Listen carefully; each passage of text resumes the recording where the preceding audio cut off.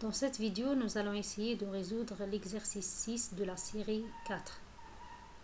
On va commencer par l'énoncé de cet exercice, soit xn et yn, deux suites de variables aléatoires définies dans le même espace de probabilité oméga fp, telles que xn converge vers x en loi, converge en loi vers x et yn converge en loi vers y. On suppose que pour tout n, xn et yn sont indépendantes et que les variables x et y sont indépendantes. Premièrement, démontrer que la suite xn plus yn converge en loi vers x plus y. La deuxième question, donner un exemple montrant que l'hypothèse d'indépendance est indispensable.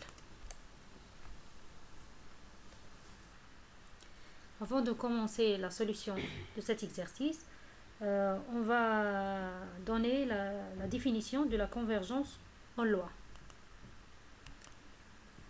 Soit xn une suite de variables aléatoires et x une variable aléatoire, on note fn la fonction de répartition de la variable xn et f celle de la variable x.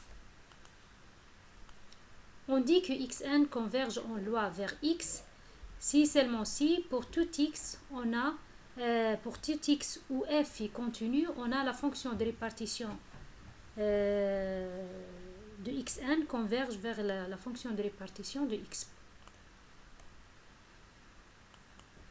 On a aussi, puisque la fonction caractéristique caractérise la loi d'une variable aléatoire, alors on a la convergence, on dit que xn converge en loi vers x si seulement si la fonction caractéristique de xn converge vers la fonction caractéristique de x.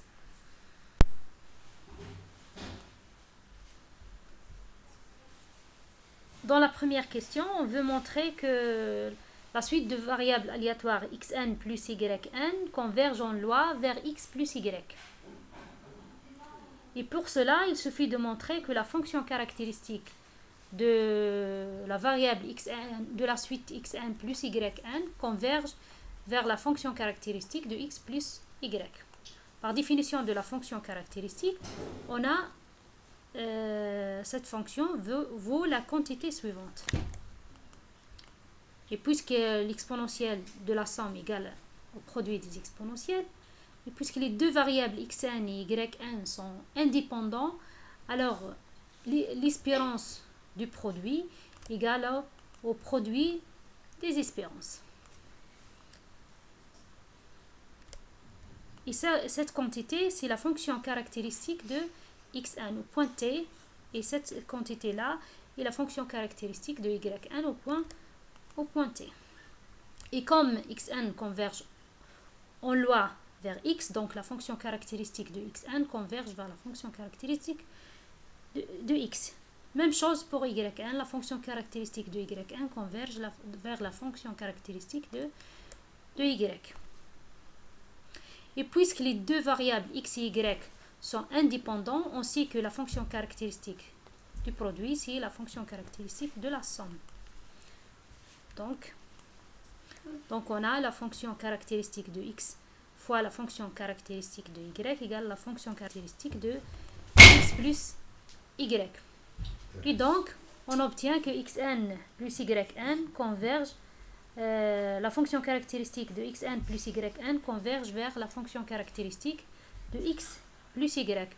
Alors, xn plus yn converge en loi vers x plus y.